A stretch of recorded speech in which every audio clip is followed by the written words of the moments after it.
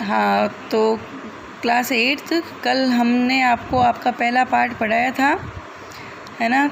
तो पहला पार्ट मैं आशा करती हूँ आपने वीडियो को 2 से 3 बार देखा होगा, आपको पार्ट समझ में आया होगा।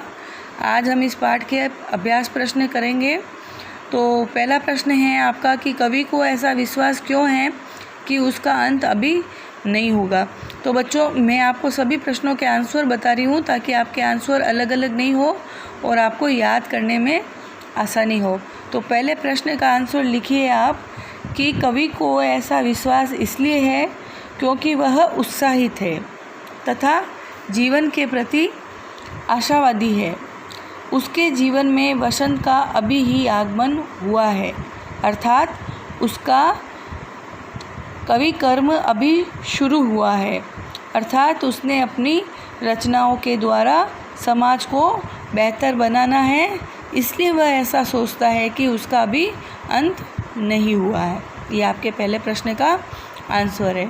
दूसरा प्रश्न है आपका कि फूलों को अनंत तक विकसित करने के लिए कवि कौन कौन सा प्रयास करता है।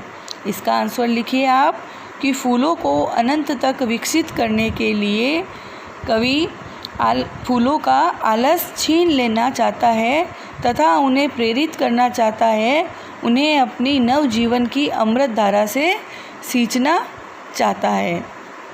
तीसरा प्रश्न है आपका कि कवि पुष्पों की तंद्रा और आलस दूर हटाने के लिए क्या करना चाहता है।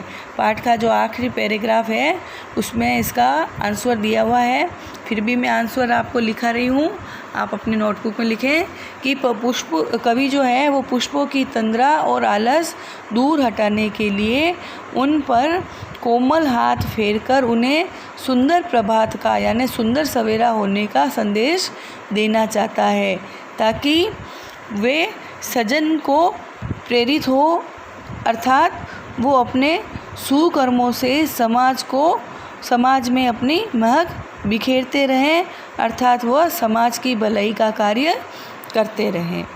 अगला प्रश्न है कविता से आगे कि वसंत को ऋतुराज क्यों कहा जाता है, आपस में चर्चा कीजिए। वसंत ऋतु को ऋतुओं का राजा क्यों कहा जाता है। आप सबको पता है कि वसंत आने से, आंसर लिख लीजिए कि वसंत आने से पहले पतझड़ आता है।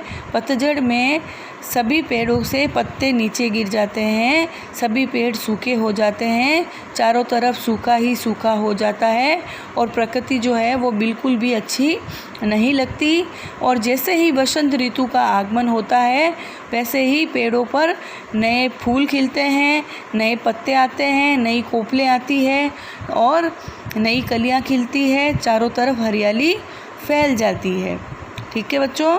दूसरा प्रश्न है वसंत ऋतु में आने वाले त्योहारों के विषय में जानकारी एकत्र कीजिए और किसी एक त्योहार पे निबंध लिखिए। तो देखिए कि वसंत ऋतु जब आती है तो कौन कौन से त्योहार आते हैं उस पर आपको निबंध लिखना है। तो अगर आप चाहते हैं तो वसंत ऋतु पर ही निबंध लिख सकते हैं कि वसंत ऋतु को ऋतुओं का राजा कहा जाता है। वसंत ऋतु से पहले पतझड़ आता है, पतझड़ में पेड़ों से पत्ते गिर जाते हैं, चारों तरफ सूखा हो जाता है ना, फसलें सूख जाती है और वसंत ऋतु के आते ही चारों तरफ हरियाली छा जाती है। वसंत ऋतु में पेड़ों पर नए पत्ते आते हैं, नए पत्ते आने से पेड़ों पर पक्षी जो है वो चहचहाने लगते हैं। ठीक है, तो आपको वसंत ऋतु पर ही निबंध लिखना है। फिर है कि ऋतु परिवर्तन का जीवन पर गहरा प्रभाव पड़ता है। इस कथन की पुष्टि आप किन किन बातों से कर सकते हैं, लिखिए।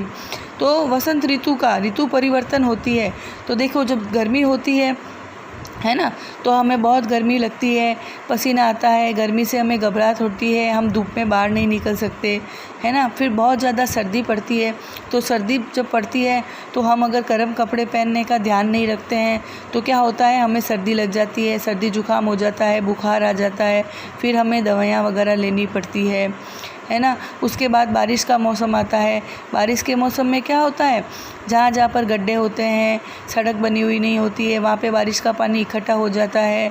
फिर वो बारिश का पानी बदबू मारने लगता है, उन पर मच्छर आते हैं, वो मच्छर हमें काट लेते हैं। उन मच्छरों के काटने से हमें मलेरिया जैसे रोग हो जाते हैं। तो इस प्रकार ऋतु परिवर्तन, मौसम बदलता है तो उसका हमारे शरीर पर किस किस प्रकार प्रभाव पड़ता है वो आपको लिखना है। ठीक है, तो आप आज आपको आपका होमवर्क यहीं तक है, क्योंकि निबंध बड़ा है और ये मौसम परिवर्तन का आंसर भी बड़ा है। आंसर मैंने सब आपको बता दिए हैं, और मेरे जल्दी बोलने से अगर आपको समझ में नहीं आए हैं तो आप इनको 2 से 3 बार ध्यान से सुनिए, और वीडियो को बीच में रोक करके सभी प्रश्नों के आंसर जो है पहले रफ कॉपी में कीजिए, उसके बाद फेयर कॉपी में कीजिए। और कविता लिखने के लिए बोला था मैंने सुंदर राइटिंग में। आशा करती हूँ आपने अपना होमवर्क पूरा किया होगा। सभी बच्चे अपना होमवर्क पूरा करेंगे, कभी भी आपके होमवर्क की जांच हो सकती है। इससे आगे का जो अभ्यास कार्य है वो हम अगले वीडियो में करेंगे। धन्यवाद।